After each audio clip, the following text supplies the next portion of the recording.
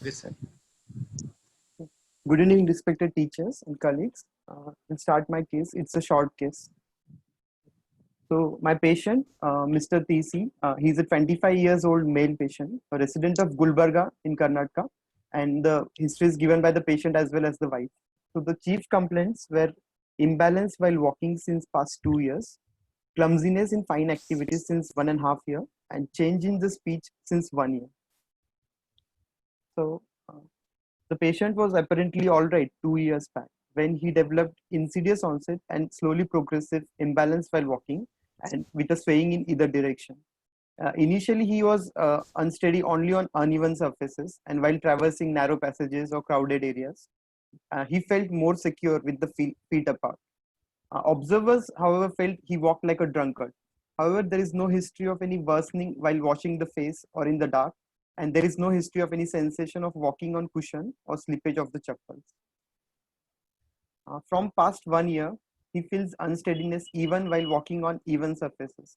He can walk outdoors very slowly and cautiously without any support, but requires support when walking on uneven surfaces. Also, he needs support while climbing up and down stairs. However, there is no history of falls due to unsteadiness. He was asked to do simple cleaning and gardening work at his workplace because he could not walk and climb up the stairs. Initially, he worked as a construction labor, and since 6 months he cannot do his work, so he has quit his job. From past 1.5 years, there is difficulty in performing fine activities with both hands, like buttoning, unbuttoning, and holding a pen. The writing has become untidy and less legible. He has also noticed tremors of his hand while holding a cup. And however, there is no difficulty in reaching for objects or taking food to the mouth at present. From past 1 year, there is progressive slowing and slurring of speech with irregular pauses. Relatives feel that the speech is intelligible only on careful listening. However, observers feel as if he is under influence of alcohol. There is no history of dysphagia. On specifically asking, the wife gives history of difficulty shifting his gaze when someone calls his name from the past 1.5 to 2 years. However, he has no difficulty in watching TV. He cannot read. He is not educated. There is no history of diplopia, oscillopsia, or drooping of eyelids. Negative history. Um, there is no history of any weakness, stiffness, wasting in any limb.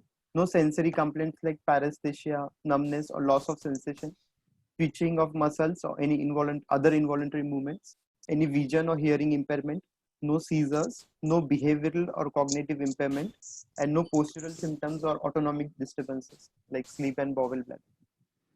Also, there is no history of any toxic exposure, no medication exposure, no history of addictions, no GI disturbances, no recurrent jaundice or bronchopulmonary infections, no fever, weight loss or headaches, and no discoloration of the skin.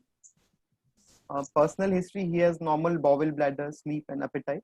Consumes a mixed diet. There is no history of addictions. He's not formally educated. No history of any medical comorbidities. No history of high risk sexual behavior. He was working as a construction site worker from past 10 years, but recently quit his job. He used to do plastering work at the workplace and stopped developmental and birth history. He is born out of a non-consanguineous marriage. It was a full-term normal delivery. The developmental milestones were normal, and he was above average in physical activity. The family history is normal, nothing significant. No family history of similar illness. He is married since 5 years, but he doesn't have any children as of now. And the family tree across 3 generations. He's the only one affected out of 34 siblings, 34 cousins actually. 4 immediate first degree brothers and 2 sisters and 2 brothers who are unaffected. 2 are elder than him, and there is no consanguinity in the family. So summary, he is a 25-year-old male patient with 2 years history of insidious onset, gradually progressive pancerebellar ataxia in the form of limb, gait, as well as speech disturbances with tremors and oculomotor disturbances without any significant family history. So the localization. So Dr. Srivastava, you want him to Yes. analyze the history and Yeah, I think so. We take it should along. go Yeah. into the Yeah. Now, Dr. So I Vikram, think- you analyze the history first. Yeah. Yes. Sir. So he started with a unsteady gait, which slowly progressed 2 years back, which very slowly has progressed, but still he can walk without You support. see, things start with age, right? Yes. Yes. Sir. Gender is of not that much concern in Right. particular case, but age is very important. Yes. So age So is 25 years. yeah. So How does it mean to you? How much is the importance of age over here? yes. So it's a early adult onset disorder. The onset was around 23 years of age. Right. So, and it's a slowly progressive ataxia. So one possibility is a genetic ataxia, specifically autosomal dominant ataxia, which Why usually genetic? start. Why Um, genetic, Dr. Vikram? So because it's a slowly progressive and pancerebellar involvement, and it is predominantly localized to the cerebellum. It is not involving any other structures significantly. Okay. Yeah. So let me, for the benefit of all others who are today hooked up, let me ask you. Yes. Let me ask you, what are the scenarios where you will think that it is surely a genetic, or in the same way, why it is not genetic, right? What Yes. are clear-cut questions which you may ask? So first and most important is a family history, Yes. which will denote a particular pattern, either autosomal dominant or autosomal recessive or X-linked pattern. If that is there in a patient with chronic ataxia, it is very highly suggestive of a familial ataxia. Familial disease. Yes. So, does that mean that in a family where you have many people suffering from ataxias, giving or showing you a pattern of autosomal dominant inheritance, Right. and if somebody comes to you with history of 3-month ataxia, right? Yes. Sir. Progressive ataxia. So, what do you think? Whether it is genetic or it may not be genetic? So it may not be genetic in this case, Very because good. usually genetic ataxias will have a slowly progressive course. Right. Yes. And you must explore other causes. Right. I always keep it in mind because I have got my finger burnt in Right. a known pedigree of type 2 where there were 9 cases. Right. One of the patient developed ataxia of 3 months only. He had a cerebellar tumor. Oh. So yes, that's what you must keep in mind. And we came to know even after 3 months of testing for genes. So that patient was also subjected to genetic testing, and that came out to be negative. And then we came to know that CT scan he has not shown to us. So then his CT scan was done and we found a tumor. So in that sense, short duration illness must be explored for other causes. Right. In a family where you have many people affected by the same disease, right? Okay. Other scenarios? The other scenario will be a patient with a slowly progressive ataxia, young age, usually first, second, or third decade, and with a typical phenotype of a classic phenotype of a FA or a other known SCA kind of phenotype, like Yes. slow Slowly saccades with ataxia. Yeah, slowly progressive and slow saccades will be highly suggestive of SCA2 or a FA-like phenotype. SCA2. First, I have asked you, Yes. when do you suspect a genetic cause and when do you not suspect a genetic cause? Both you are. Whenever there is a typical phenotype with a slowly Yes. progressive ataxia. Slowly progressive typical phenotype. Right. That also means if there is fast progression, Right. progression, you must suspect something other than genetic. Yes. Right. Okay. Fast progression, short duration illness, think of some other cause than a genetic etiology. Right. Yes. So this patient is a 25 years old male, and it is a 2-year slowly progressive history. And he started with a gait ataxia in the form of unsteady gait. And over time, after few months, he developed clumsiness in fine activities, and then speech disturbances. So there was ataxia, probable ataxia involving the gait, followed by limbs, and then the speech got involved. But I like to confirm on history what kind of ataxia it is and what type of a speech disturbance it is. But from the history, it looks like. Yes, sir. How do you segregate type of ataxia? Type of ataxias, from the history, we can separate it on the basis. First of all, the ataxias can be either cerebellar or sensory or vestibular. So Only 3? vestibulars. Only 3? Frontal. Frontal, yeah, frontal Yeah. attacks. Yeah. 4. And not only that, other causes like it should also means functional disorder. Functional Myopathy. disorder. Right. There are so many causes. Other Yes. than other than that, a patient having Extrapyramidal. joint disease Joint may disease, look like that extrapyramidal he's suffering disorders. from attacks. That means pseudo causes, Yes. right? And Yes. functional causes, right? Right. Those also have to be kept in mind. So Right. by history, you would like to segregate. Right. Okay. Actually, sir, from the chief complaints, I could not make out whether it is cerebellar, but with the description of symptoms, it looks more like a cerebellar pathology because there are Looks more like intense, cerebellar. yeah, And with intention addition of speech, and speech, addition of speech problem, this looks more like cerebellar. cerebellum. Yes. Yes, right. Right. As soon as you know that speech is involved, many things are ruled out. Right. Then on But history, let me tell you that functional still is not ruled out. yes, right? yes. Then from the history also we can get to know whether it is sensory attacks that they will be worsening while washing face or in the dark conditions, Right, right. and they will have sensory complaints like numbness, paresthesias. Okay. They may have a slippage, slapping gait because of deafferentation, and with the vestibular they can have other ENT causes or brainstem causes. Symptoms may be there with vestibular ataxia. Then with cerebellar ataxia, the prominent history will be a irregular lurching gait, a staggering gait like a drunkard, and which is not typically worsened by dark or in low light conditions. And there is a typical history of intention tremor with limb ataxia. So one should say that it doesn't worsen a lot. All this cerebellar ataxia, if you go into dark, it will worsen to some extent. Yeah, it will worsen to some extent. Not great worsening. Right. Right. Okay. And oculomotor disturbances and speech changes in a patient with ataxia again will be highly suggestive of cerebellar causes.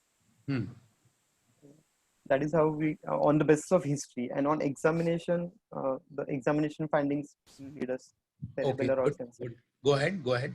Yes, sir. So this patient started with gait ataxia, which progressed to involve limbs, and then over time speech disturbances, and it was symmetrical throughout the course. And along with that, he developed tremors, which are more of action as well as intention tremors, and oculomotor disturbances, which is revealed by the wife. Tremors. Can you be on tremors a little bit more time? Yes, sir. So the patient gives a history that he felt tremorlessness while writing, Yes. which worsened his writing and legibility of his writing. And then while holding a cup or glass, he had tremors, especially while he was carrying the cup to the mouth or while lifting it. Right. You will like to know. Yes.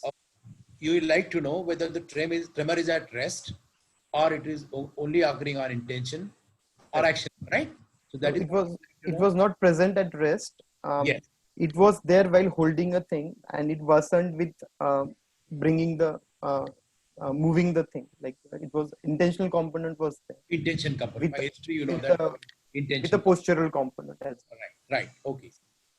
And the oculomotor disturbances from the history, the wife says he has difficulty shifting his gaze, but I could not make much out of it. No, It that can is be very important history. yes, It's but very it important. but she could not specify what exactly.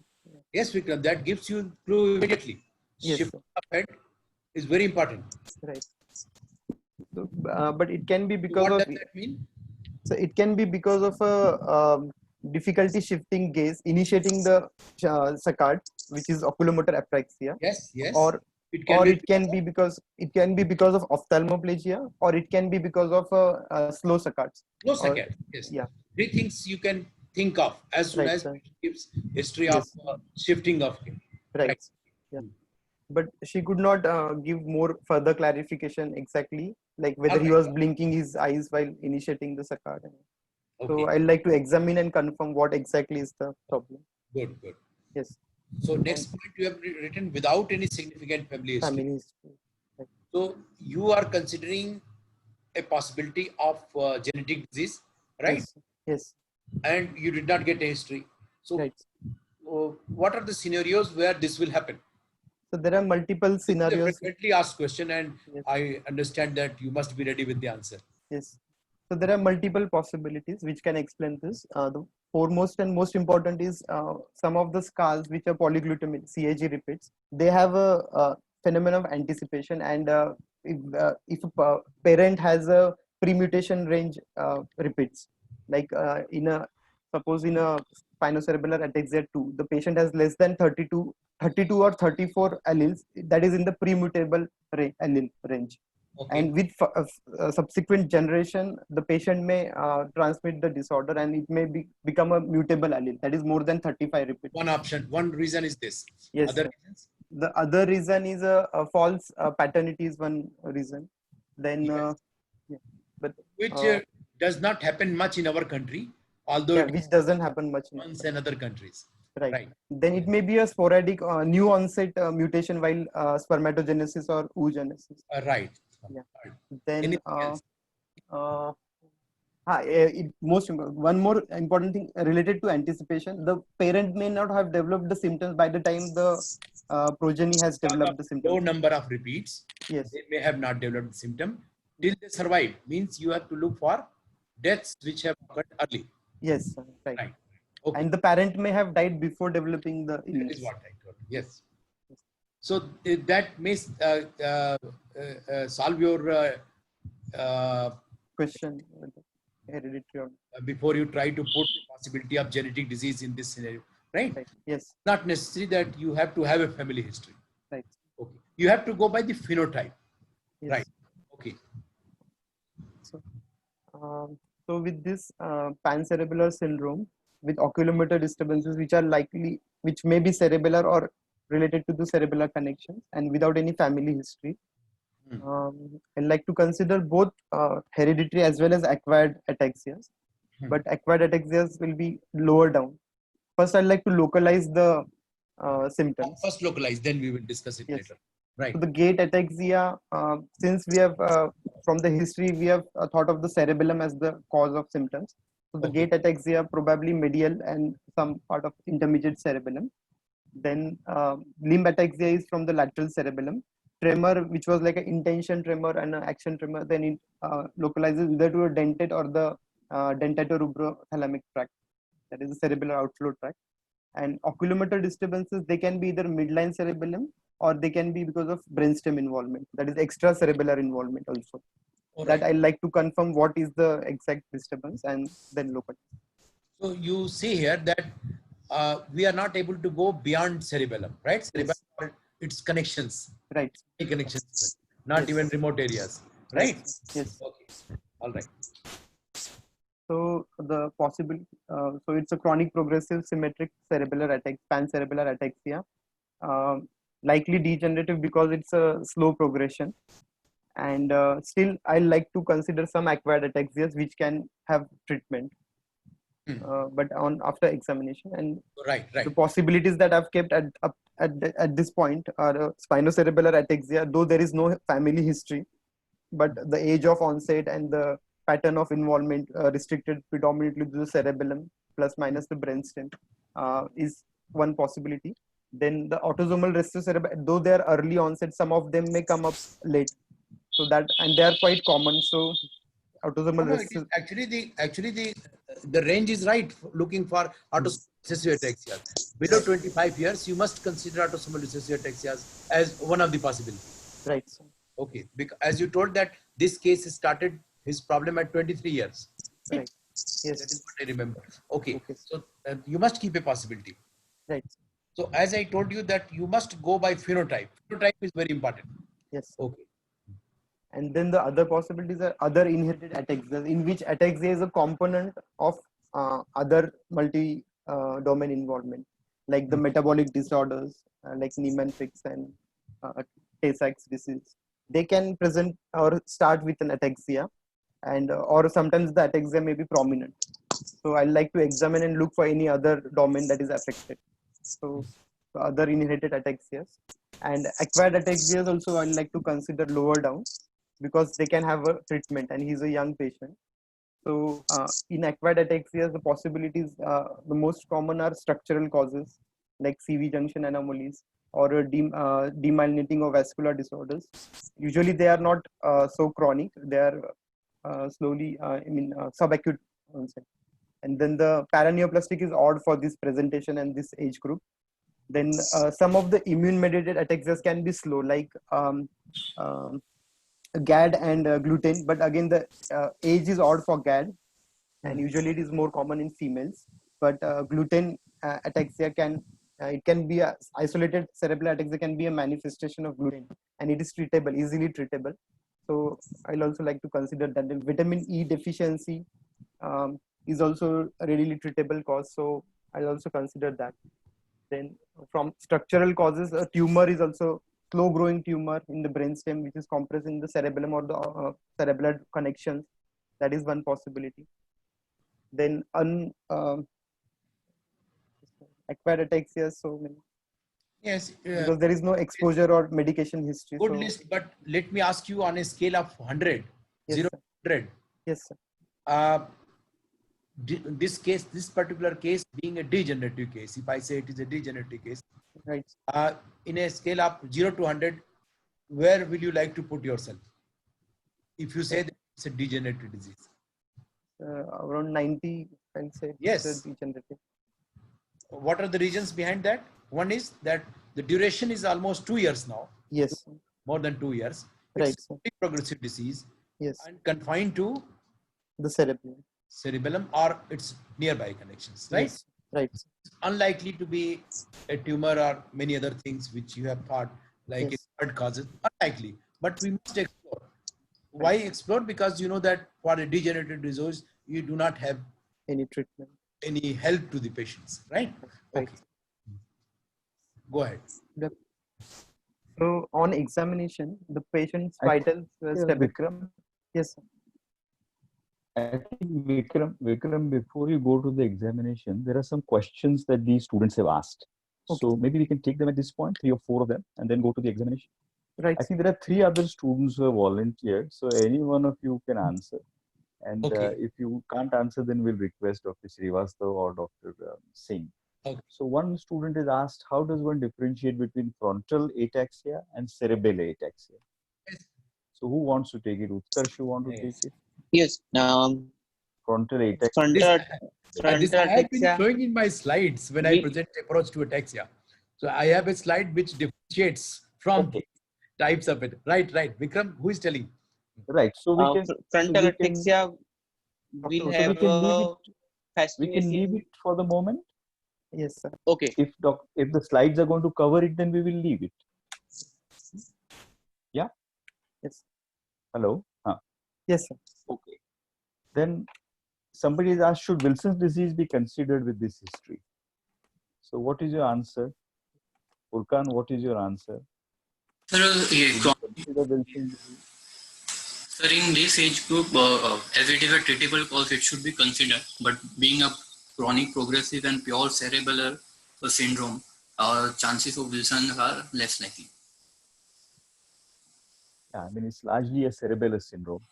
Yes, sir. So Wilson's is a combination of all kinds of extrapyramidal, Yeah. pyramidal. Unlikely, very unlikely. So one wouldn't expect that. And very unlikely. Then somebody asked, what is the history of truncal ataxia? I suppose that is pretty simple. So someone wants to answer it. What history does one get for truncal while ataxia? While sitting, Lateral Mehboob? yeah, while sitting on the table, the at the edge of the table or bed or on the edge of the seat, the person will have a swing on either side, or the person will, while walking, also will have difficulty in maintaining posture. Right. Then somebody is asked, when there is a difficulty in gaze shifting and mechanisms mentioned where apraxia, ophthalmoplegia, VOR failure, can one differentiate in the history?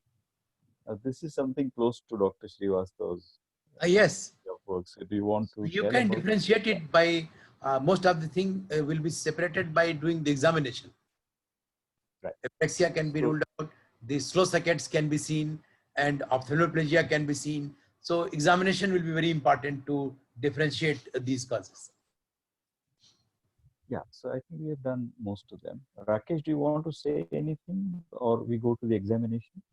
Sir, I just want to ask Vikram, Yes, have you considered Friedreich's ataxia? yes, sir. Rakesh is the junior expert today, and Dr. Srivastava, Dr. Hello, Rakesh sir. is the Hello, junior sir. expert today. Ah, Yeah. yes. Good evening, sir. Good He evening, sir. joined late. Good evening. Yeah. Good evening. Good evening, Ah, sir. I thought I'll just Yes, ask Rakesh, Vikram, sorry, whether tell have you again. considered Friedreich's ataxia? Which are the points favoring, and you think there are many points against Friedreich's ataxia at this level? Yes, sir. I think first, why to bring Fredericks over here? Let Vikram answer. Yes. Okay. And in the list, Sir. that autosomal recessive is one of the possibility. So is Fredericks a possibility here? And if not, then you will again tell why not. I'll still consider Fredericks in one of the possibilities, though there are a lot of Because odd it is below points. 25 year age. Yes, below One of the 25 years of age, possibility, and also there is no family history. no family history. So This is autosomal a recessive, possibility. yes. Right. But there are certain odd points which also I'd like to mention for Yes. Friedreich's ataxia. The most important is early dysarthria. Within 2 years, the patient has developed speech changes within 1 year. So that is one of the point against Friedreich's. In the Harding's criteria, Friedreich's dysarthria usually more than 5 years later is more suggestive. Then age maybe there 20 to 25 years we can still get FA. But 25% cases of FA, Friedreich ataxia can have atypical presentations. So usually Friedreich's is more of a sensory ataxia, and the patient characteristically gives a history of worsening in the dark or wash basin ataxia, which was not the case here, which was not seen here. So Not seen it's here. not like a sensory ataxia, it's more of a cerebellar ataxia from the history. And Friedreich's is classically a dorsal root ganglionopathy. So that takes us away from FA, but still many FA cases may have a typical presentation, almost 25. So still Right. it has, and it is quite common, so we have to keep it in the different. Especially where you do not have a family history of this. Yes, yes, So you must keep a possibility. exactly. Right. Singleton patient, FA should be kept, right? Yes. Yes. Okay. And, Kiran, you were saying that it is common. How common is it in no, sir, Bombay where you practice? it's not common. The most Not common is outstandingly common, but Yeah. yes, literature-wise, among the ataxias outside India. It is commoner. In India, scars are more common than Friedreich ataxia, but of still, course, it is an important cause. Yeah. and we have seen 2-3 patients who were not like FA, but eventually they were positive for the reports.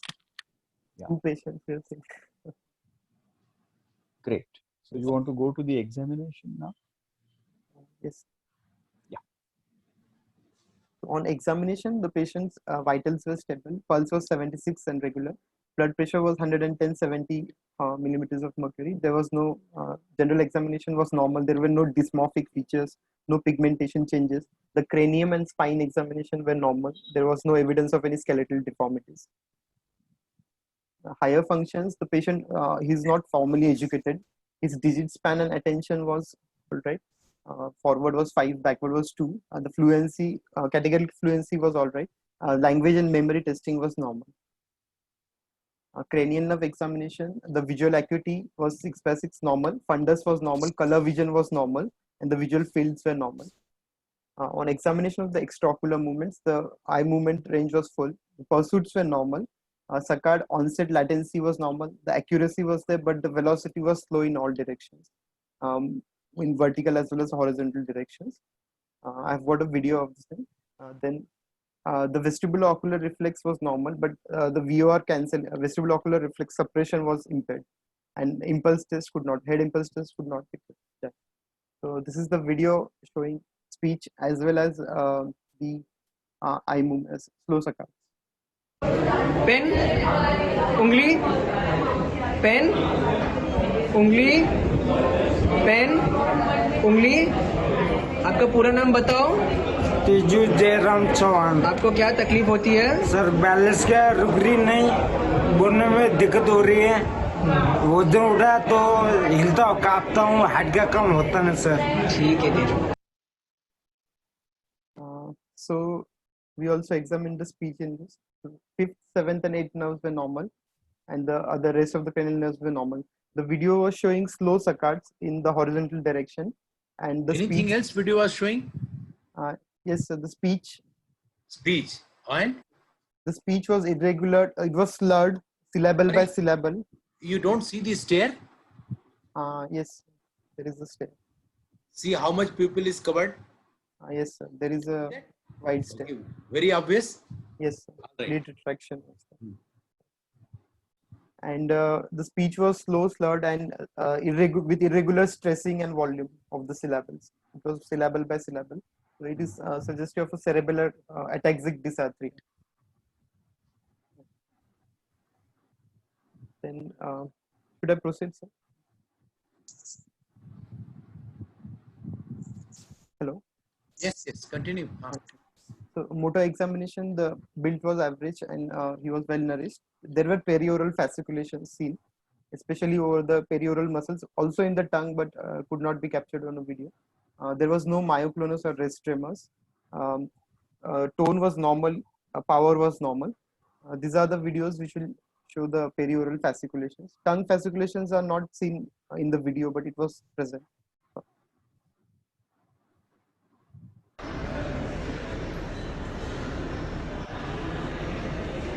Good, good.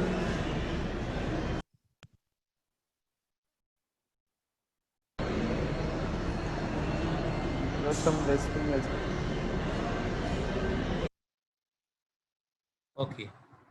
So you have to put light to see the tongue fasciculations. Yes.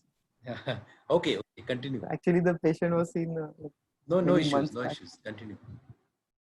So the sensory examination was normal, pain, touch, and every sensation was normal, and the Romberg sign was negative. Though he worsened with eye closure, but he was not to that extent to call it positive. Then reflexes, all the reflexes were there was hyporeflexia in all the reflexes were hyporeflexic. But they were present with Gendra 6 minor. Even the ankle reflex was present, and plantars were bilaterally flexor. The cerebellar examination, there was no titubation of head, but truncal swaying, that is lateral pulsion was there. Then finger nose finger test, there were intention tremors as well as dysmetria. The knee heel test also showed incoordination, and shin tap test showed leg tremors as well on holding the leg over the knee. Then dysdiadochonesia, that is rapid alternating movements were impaired, and the rebound test was also impaired. Checking response was not there. Gait examination, it was the gait was I don't have a video of the gait actually. No issue.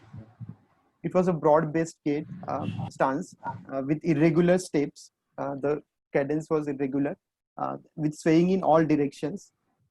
Slow gait, and the tandem gait was not possible. He could not even stand in tandem position. So it was like a staggering lurching gait of cerebral. Okay. Ataxic gait. So summary. My patient is a 25-year-old male patient without a significant family history and born of a non-consanguineous marriage, and with 2 years history of insidious onset, gradually progressive symmetric pancerebellar ataxia with cerebellar dysarthria with early slow saccades, which was almost at the onset of the illness, and perioral fasciculations with hyporeflexia. So the localization is the cerebellum. Slow saccades will localize to the PPRF, that is the brainstem reticular formation, and perioral fasciculations will localize to the anterior horn cells in the since it was in the tongue and the mouth, it will localize to the pons and medulla, the anterior horn cells. And hyporeflexia could be because of early sensory involvement, though we did not have any sensory abnormalities, but the reflexes were depressed. Clear. So did you test for vibration? Yes, vibration was tested. Or tested? Yeah. It was normal. Often it is found to be abnormal. It was normal in this case. Okay. Even the reflexes were not absent; they were present, but with some maneuvers. Right.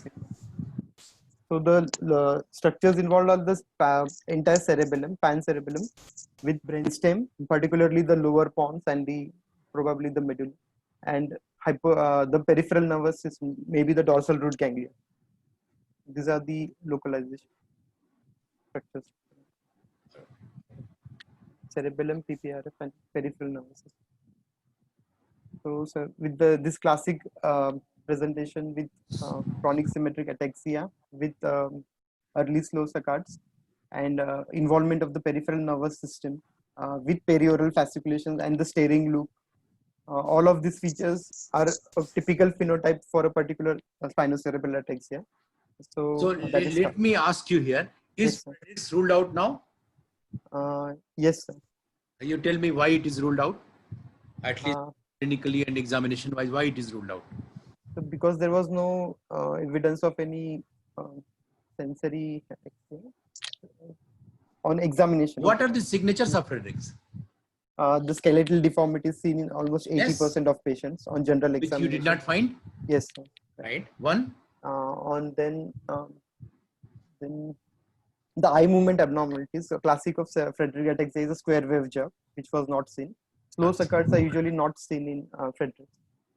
right? Then the prominent ataxia will be a sensory ataxia, and there will be proprioceptive as well as vibration loss, Yes. especially in the lower limbs. Hmm. That was not seen. Yes. That was against Frederick's. Then hyporeflexia is prominent, and the plantar is still extensor. That was also not seen. Plantar extensor, which you did not find. Which was not seen. And then the speech involvement, which came earlier, it occurs in FA, but it usually occurs Is late. later. Right. So Then- now you have enough points by which you can say it is not Frederick. Not Frederick's. Not.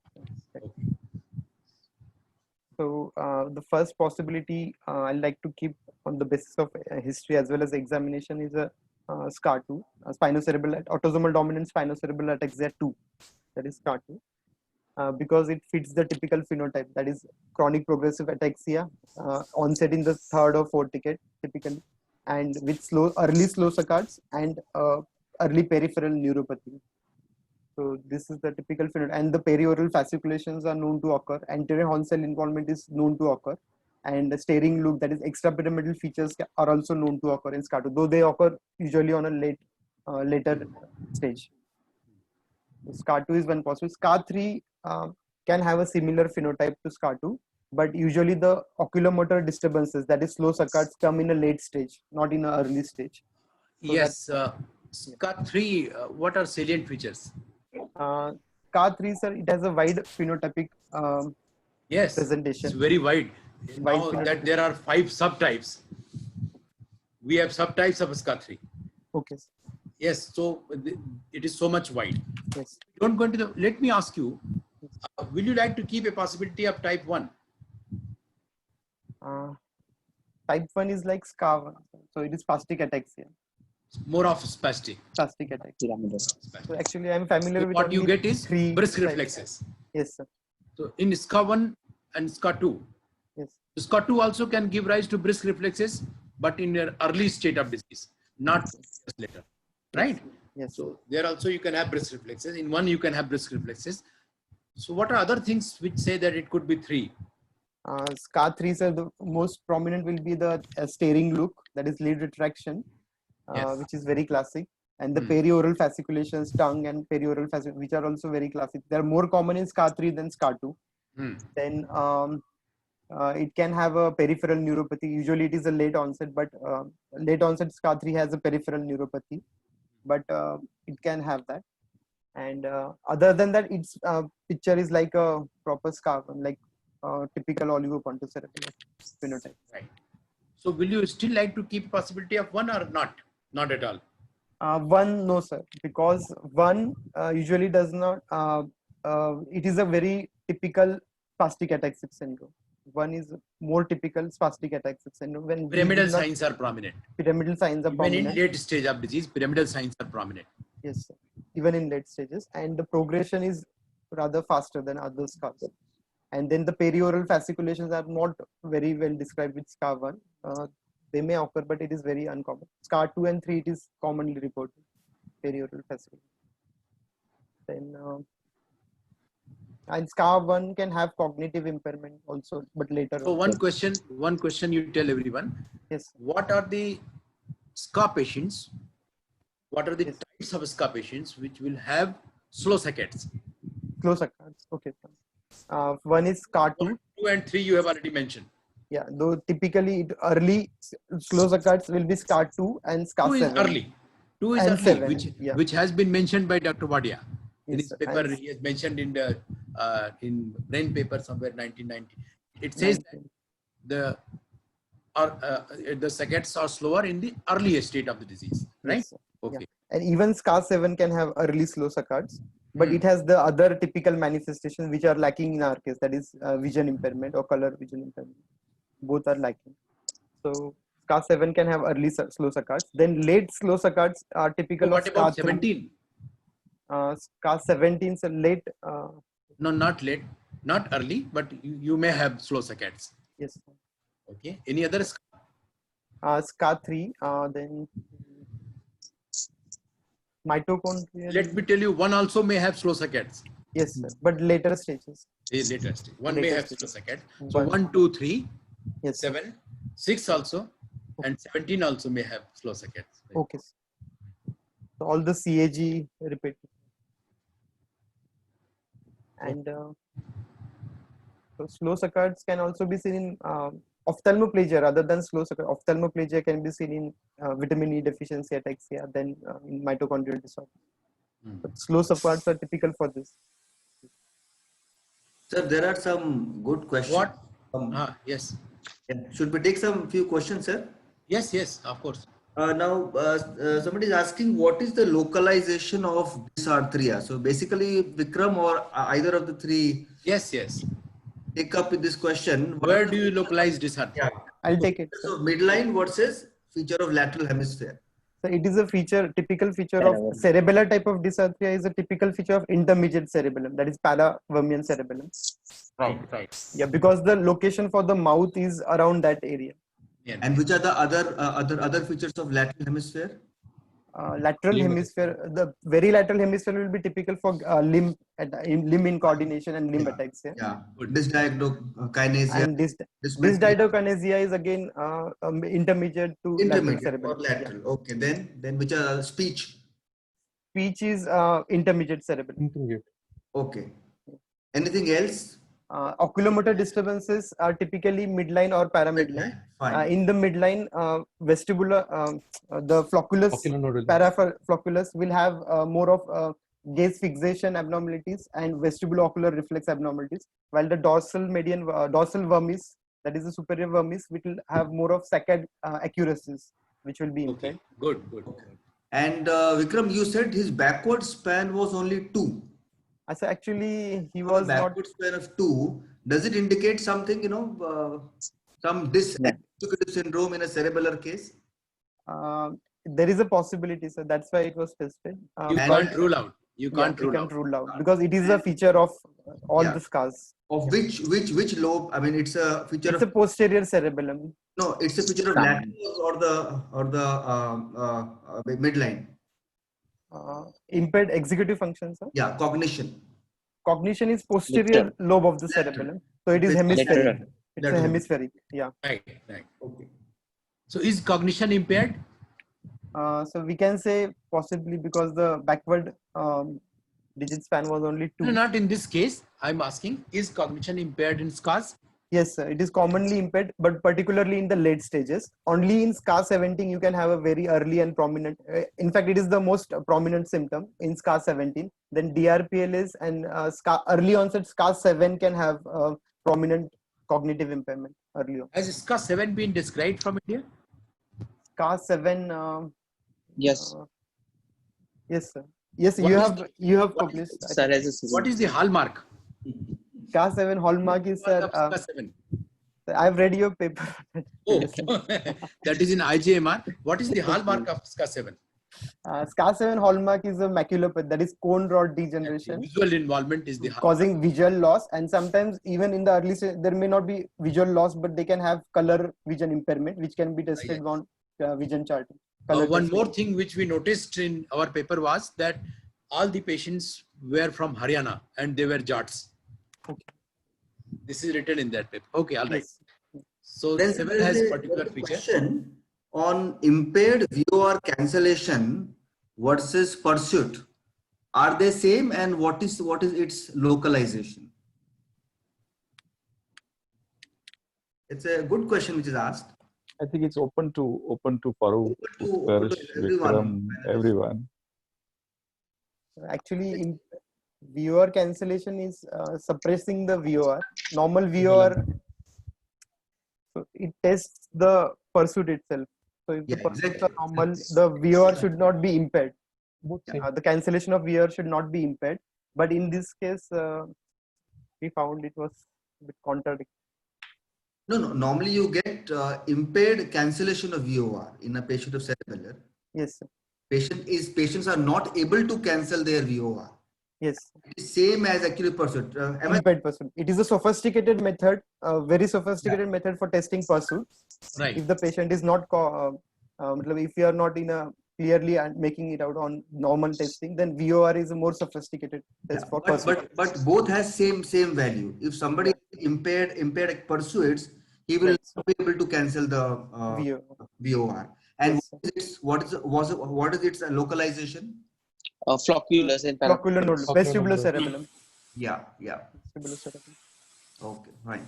Before we go to the next question, there are some senior people who have joined in. There is Charu Shankala, Chandrasekhar Meshram, Rajesh Verma, Praful Shimbalkar. So if any one of you have any comments to make, please raise your hand and we will get your mics activated. Yeah. So don't get stressed, Vikram. They're all friends. Yeah. Okay.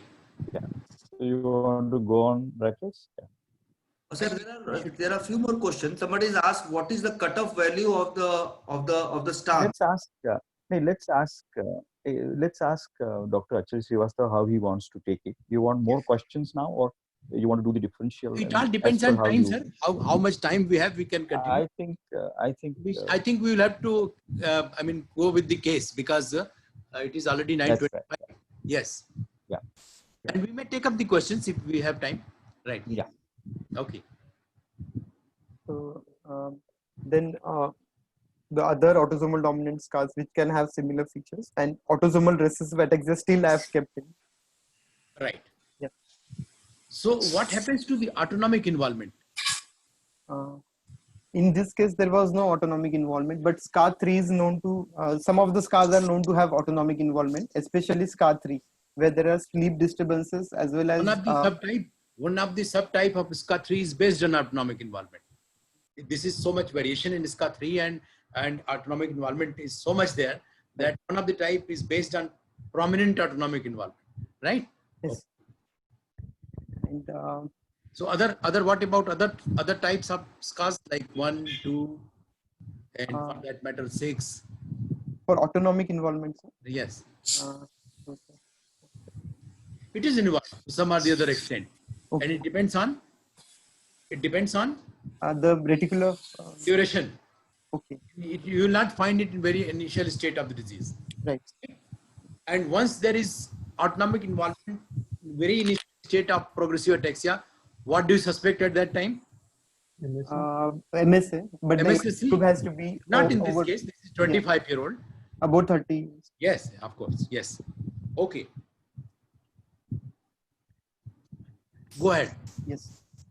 So I'd like to investigate. We plan to investigate this patient. First, we plan the MRI to rule out any structural causes, and also to help us with what is the pattern of involvement or atrophy. Even if it is a genetic ataxia, the pattern of atrophy may help us to consider particular conditions. So Yes. this can help with the genetic test trial. And we also did I'll show the MRI after. Then we did a nerve conduction study which showed an axonal sensory polyneuropathy. You will show the MRI? Yes, sir. I've got the images. Go ahead. Then the SCA panel also was planned for this. We did not do a FA, but we were planning to do if the SCA panel turned negative. And we also planned to do a vitamin E because it is easily treatable if the above was negative. Vikram, can you tell a little more about how bad was the sensory neuropathy? So actually, I could Was not there motor? remember. Yeah, I could not remember. It's just mentioned on the discharge. It was way back, sir. Almost And a is year. it pure sensory or is Yeah, it was sensory, and sir. motor? So it was There is sensory. nothing actually. motor. So he had There's nothing fasciculations. motor there. So he had fasciculations actually, but it were very scattered and very in the lower limbs, especially in the thigh muscles and all. He had just like the periural fasciculations. but we could not pick up. In this set, Okay. Yeah. So in general, what do you find? You find a neuropathy or neuronopathy? We find a neuronopathy. Neuronopathy, right. Okay. So SCA panel you did for CAG test, CAG repeats, and we will have the reports later. Yeah, I have the report. We did not do a FA or vitamin E because the Yeah, SCA it was panel not came a, positive. it was not a big possibility in your case. Yes. So these are the MRI. show the MRI. Yes. Sir. So, one second. So what do you see here? Describe the MR. So in the MRI, we can see there is a pancerebellar atrophy. We can see the folia are very broadened, and this is the inferior level. This is at the medullary level. This is again at the medulla and level, where you can see the atrophy of the cerebellum. Both the hemispheres as well as the midline cerebellum are atrophied. Then up, as we go up, we can see the medulla as well as the pons also appear. Also atrophied. Yes, sir. Yes. And the middle cerebral peduncles, Right. the middle cerebral peduncles are very much atrophied prominently. Right. And cerebellum. Oh, sorry. And Then- you can see other parts of brain like cerebrum. Yeah, these are not atrophied. Not atrophied at Not all. at all atrophied. Yeah. Right. So it's predominantly posterior fossa atrophy. In the sagittal section, you can see clearly the cerebellum is very small. And even the pons, there is a flattening, as well as the medulla. Both can be seen to be atrophied. There is also a faint signal, but we could not make out on the axial section. And the cervical spine appears relatively all right, not like F compared to this. So it was a predominant cerebellum as well as lower brainstem atrophy, or pontocerebellar. So we did this pattern was suggestive. The MRI pattern itself was suggestive of a degenerative process because there was a lot of atrophy, and acquired causes causing atrophy usually are very subacute, like post-infectious or paraneoplastic. So we thought of a spinocerebellar ataxia, particularly I olivopontocerebellar. have some slides which we'll be discussing. Yes, sir. If the time permits, we'll be showing Yeah, please. across different ataxias and repeat disorders and point mutation disorders. Okay. Yes. So first we have shown the report. It has 42 alleles on 42 repeats on allele 2, and since it's autosomal dominant condition, it was sufficient to present as a ataxia. Right. Here we can see the full penetrance if it is more than Penetrance. 35 repeats, and the intermediate is 30 to 34, which is a pre-mutable range and which can mutate in the next generation due to anticipation. So are you aware of some of the non-ataxia presentations of type 2? Yes, sir. One of them is extrapyramidal disorder. They can Right. present with dystonia as well as dopa responsive Parkinsonism. Parkinsonism. Yeah. Then they can present with a bulbar element type of with perioral fascicle, not very common. So all these things happen in the intermediate Okay. number of repeat range, right? Yes. When you have somewhere 30 to 34, these types of presentation happen, non-classical situations. Yes. So what do you make out of 42 repeats? So 42 repeats is full penetrance. So it will always result in a disease. Right? Yeah. Anything else? Since it is on the lower side, yes. What I want to know is importance of knowing the number of repeats. Yes, if the repeats are very, very high, the patient can present in a very young age, and then the PCR may not be able to detect it. And then we have to do a southern blotting test, especially for SCARS7, but Yes. for other scars also. And in this case, it's on the smaller side, and even anything above 35 can result in a full-blown ataxia. Right. Okay. Usually they have on the lower side only. Sometimes they can have it in the normal lower higher normal range also and present as a disease, some of the scars. Okay. All right. So now your diagnosis is confirmed. Yes, sir. You suspected type 2. Yes, sir. What were now in retrospect, you tell me what were the clear-cut pointers of type 2? Now you have everything in your hand. clear-cut pointers where on the history In the the wife history. gave, yeah, In the the wife history, what gave, were the clear-cut pointers? Two in the clear-cut history, pointers. the first is the wife gave a history when we specifically asked that he had difficulty shifting his gaze when someone called out his name, or like that time he had difficulty shifting in his gaze, which could Yes. be a feature of slow saccade in Scala. Yes. Slow saccades and progressive attacks. Yeah. Yes, sir. Things were And enough to make the diagnosis of type 2 yes, in this case. But at the same time, you have to have a genetic diagnosis and you have to rule out what acquired causes like acquired causes, including tumors and demyelination, tumors. Yes, right. because the So, history is almost 2 years, yes, right? yes. Gluten and all those things. Yes. When do you suspect gluten? So gluten usually slowly progressive, predominantly midline cerebellar ataxia, and it is a mild ataxia. It's not a severe ataxia. And middle-aged patients who may also have a gluten sensitivity enteropathy, that is Right. malabsorption. They may also have isolated ataxia, but it is usually very slowly progressive, and it is mild. It is never severe, and it is localized to the midline. And Okay. the cells that are affected are the Purkinje cells. All right. Sir, Khadilkar sir? Yeah. Sir, we go into our slides, my slides now. Yeah, please. Discuss more Please. about type. That will be very nice. Right, Yeah. sir. And stop the screen share. Screen share, yeah. Yeah, slide. Mansi, can you give the slide sharing to Dr. Srivastav? Mansi? Mansi, are you there? Yeah. It is coming there, sir? Visible? Fine. Is my slide visible, sir? Yeah, we can see your slides, Dr. Okay. Yeah, we can see your slides. Yeah. Yes, it is visible. Yes, Yeah. okay, sir. So first we see this slide. This is purely for the benefit of the people who have come here, means the community of residents over here.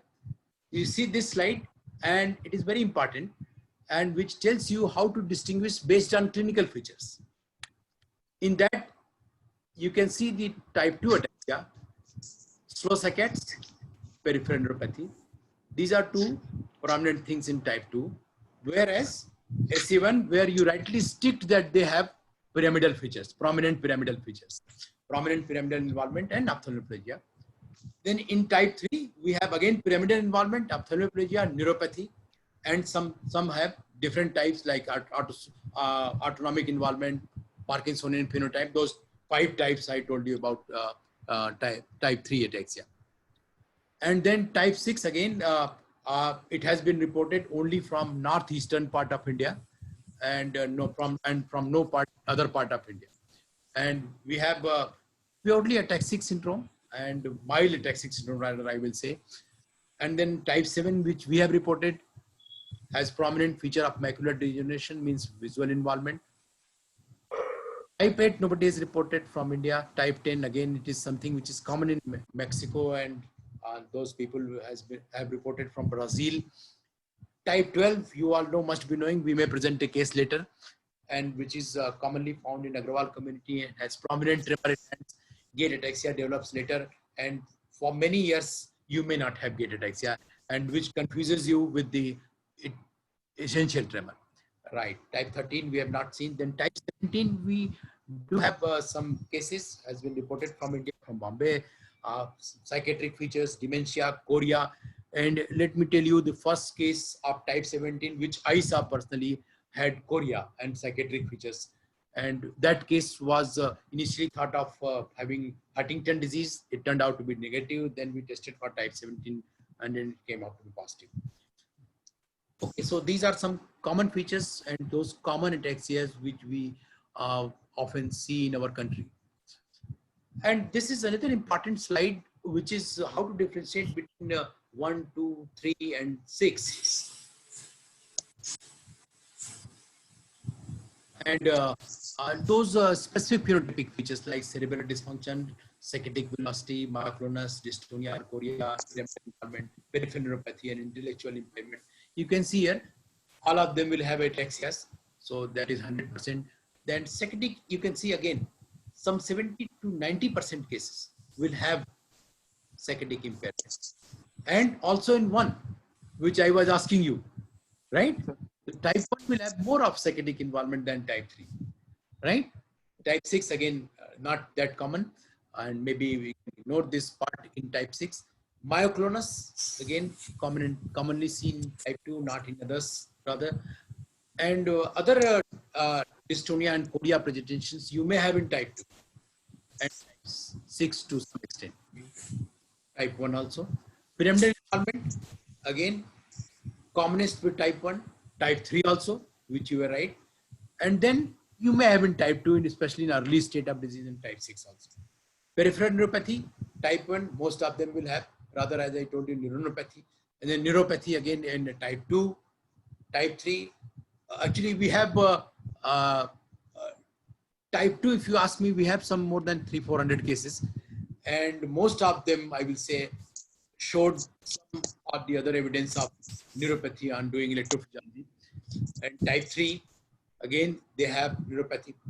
Intellectual impairment, out of these 3, if you talk of 2, 1, and 3, it is common in type 2. You can see that? Okay. This actually shows you and tells you a difference between conventional mutation SCA and repeat expansion disorders. All of them are SCAs, but most of them are repeat expansion disorders. Some are mutation disorders. So there is a difference, and this is a clinical difference.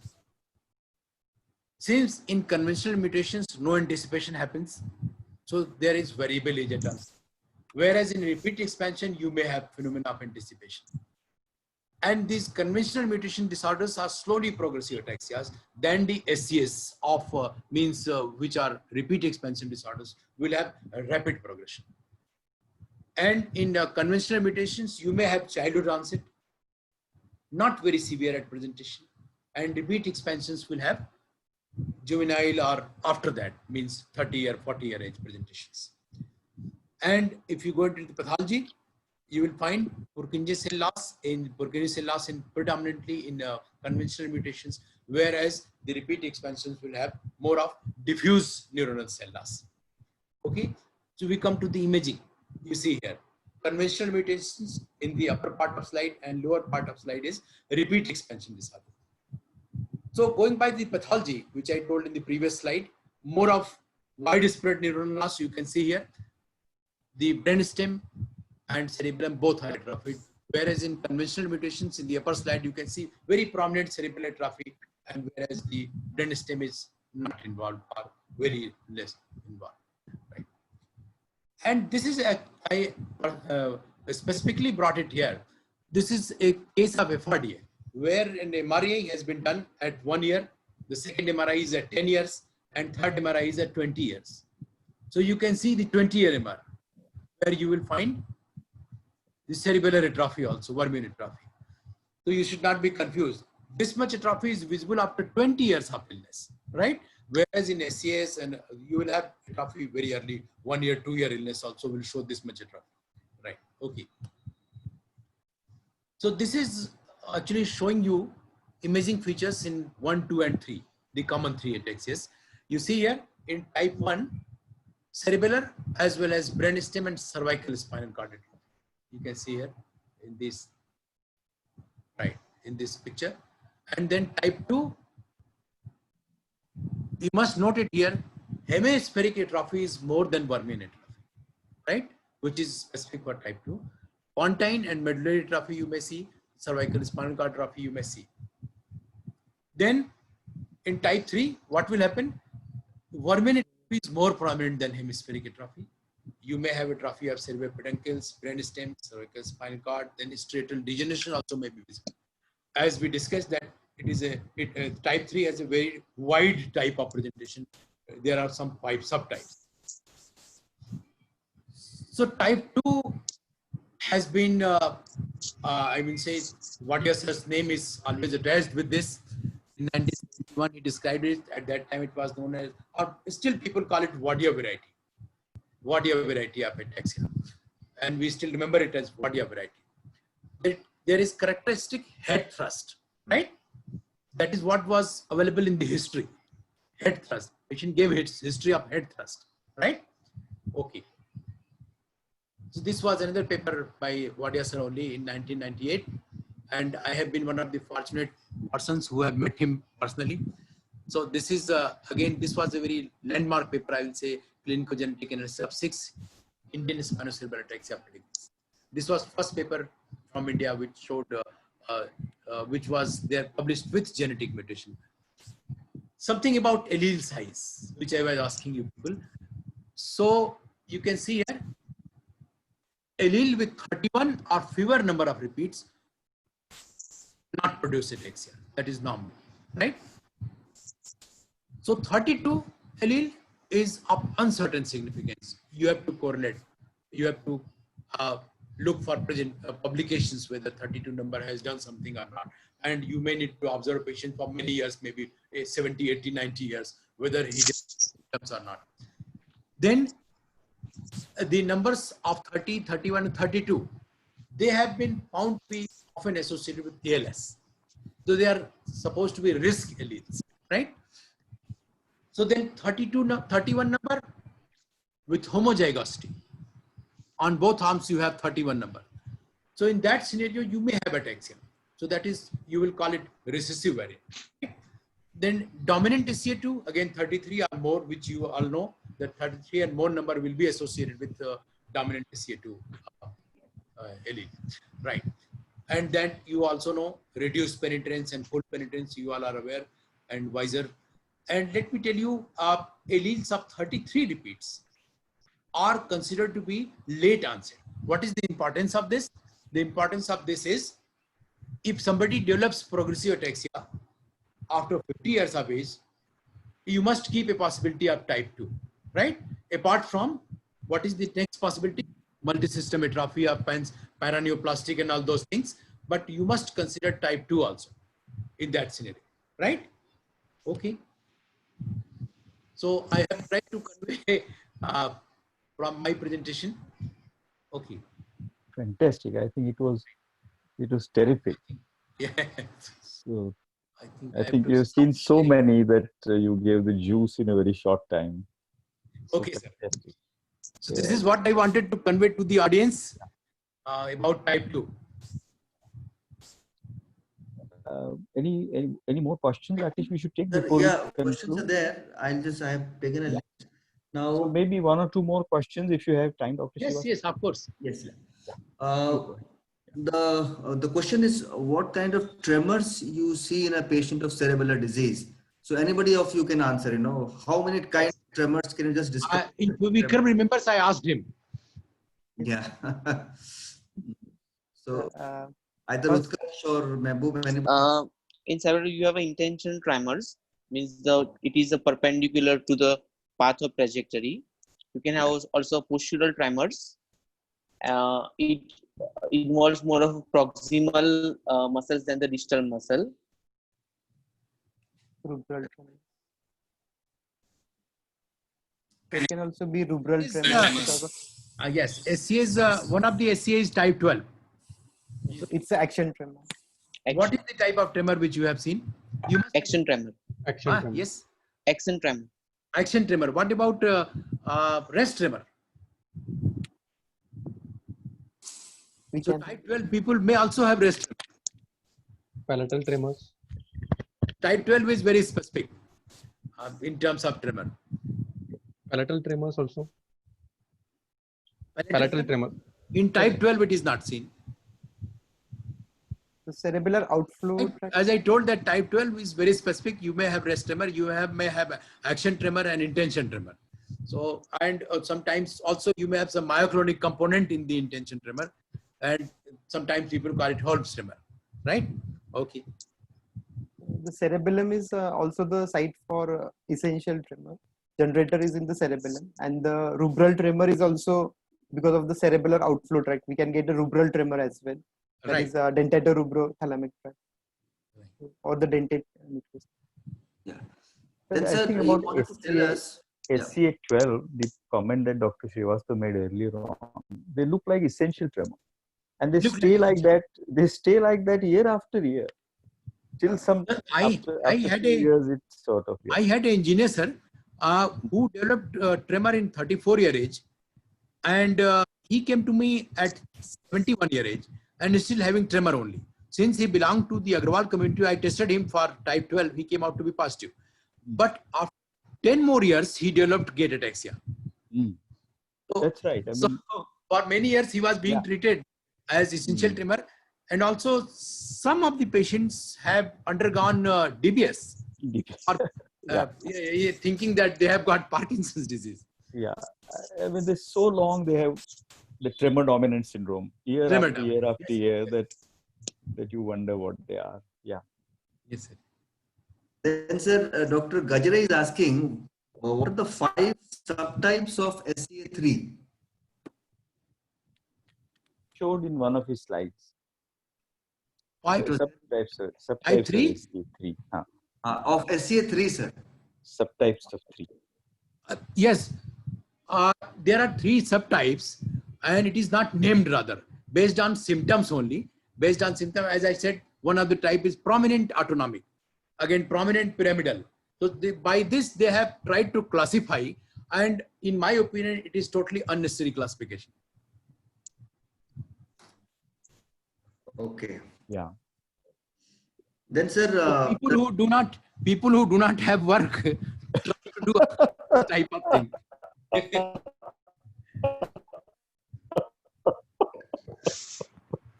then, sir, the difference between the frontal ataxia versus cerebellar ataxia. Yes, it is very obvious. The difference between frontal ataxia and the cerebral ataxia is very obvious. You can see that there is a lot of hesitancy when you start the gait, when you initiate the gait, and also there is a gluing of foot to the ground. And also the stance is not wide. These are the things by which you can easily differentiate. It is frontal lobe type ataxia and the gait you see in NPH. Yeah. Then, sir, it's a difficult question. What is the localization of oculomotor apraxia? Oculomotor apraxia? What is the localization? Dr. Baby is asking this. Yes, it is localized. So it is again unclear. Localized to the flocculonodular lobe and median part of the cerebellum. Okay. What I remember.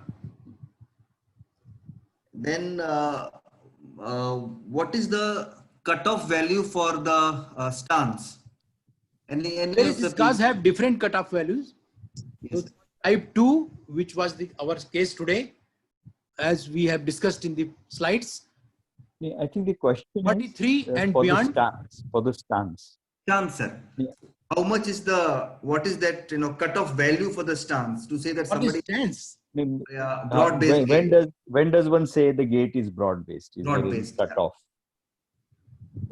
Anybody can answer? 12 Vikram? centimeter.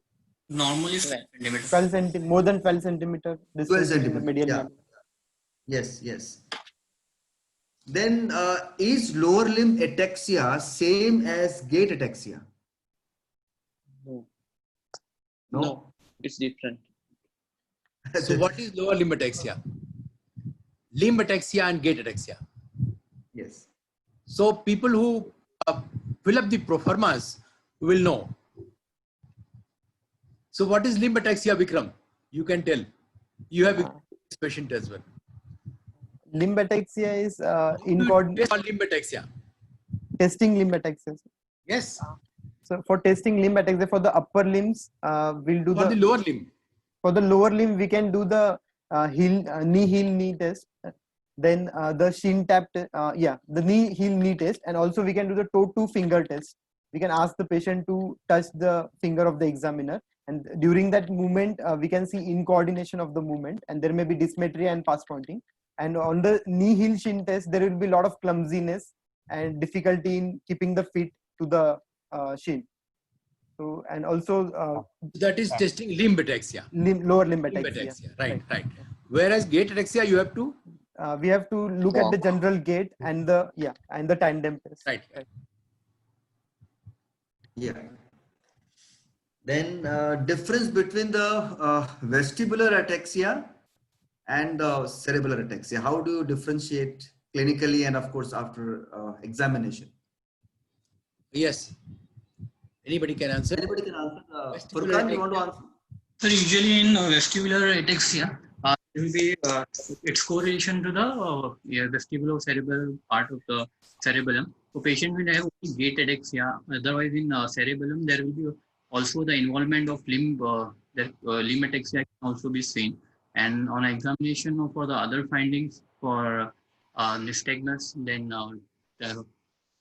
nystagmus usually the fast phase of the nystagmus will be towards the side of the lesion in the cerebellum and away in the vestibular ataxia.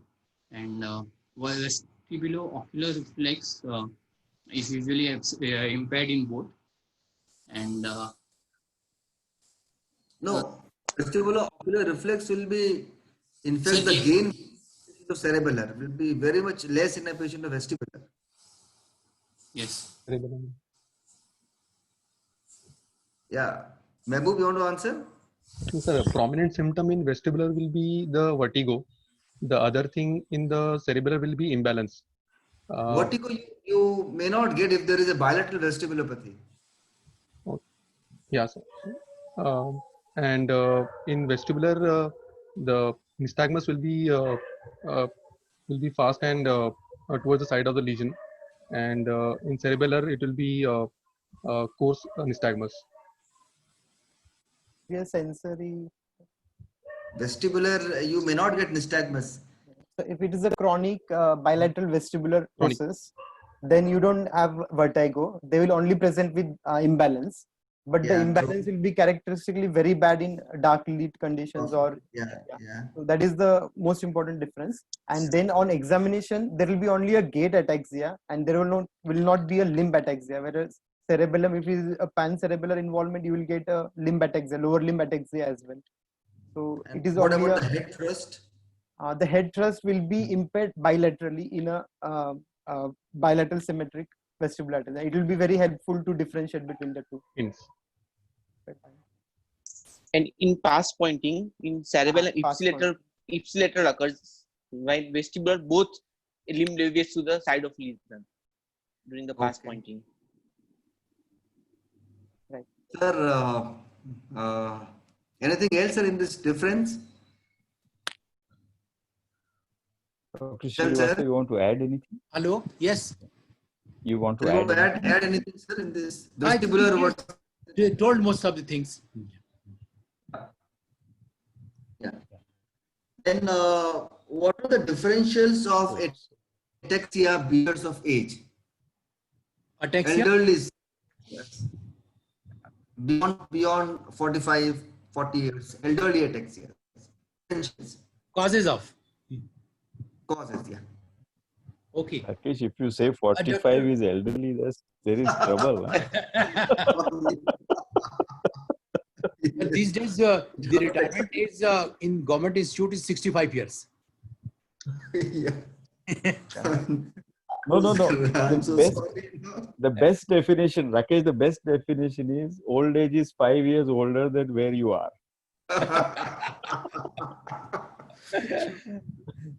Yes, I agree. That is the best definition.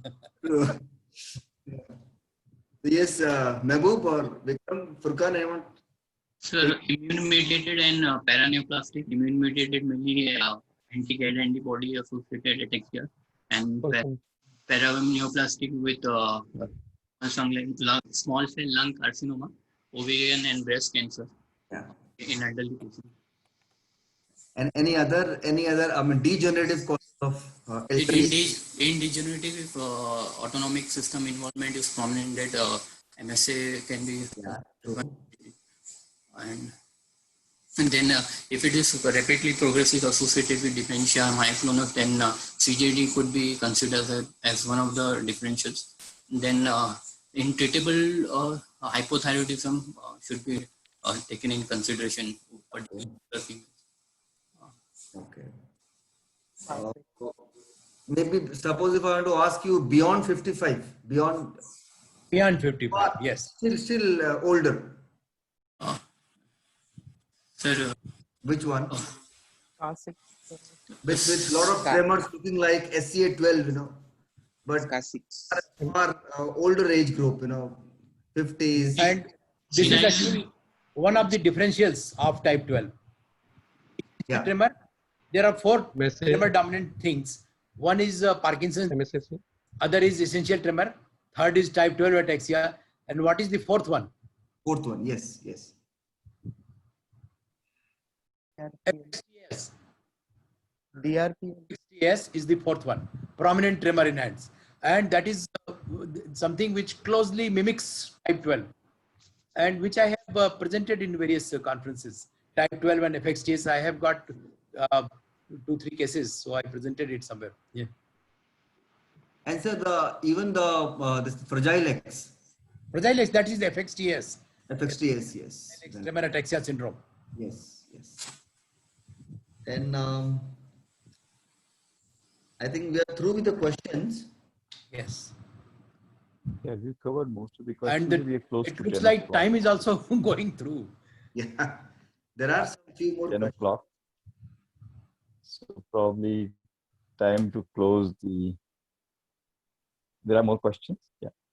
I'll just Want to take I'll just scan them. one or two. Yeah. Yeah, 1 or 2 we can take. Somebody is asking about the palatal tremor in SCA20. Yes. So what is the question? It happens in that. It happens. Yeah, it happens. Yes. Then Confirming or asking or what? I think just confirming. I think. Yes. SA20 we have not seen from our country. Not seen.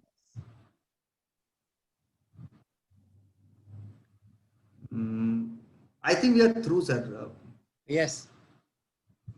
Great. So exactly on the dot of 10, we are through. Fantastic.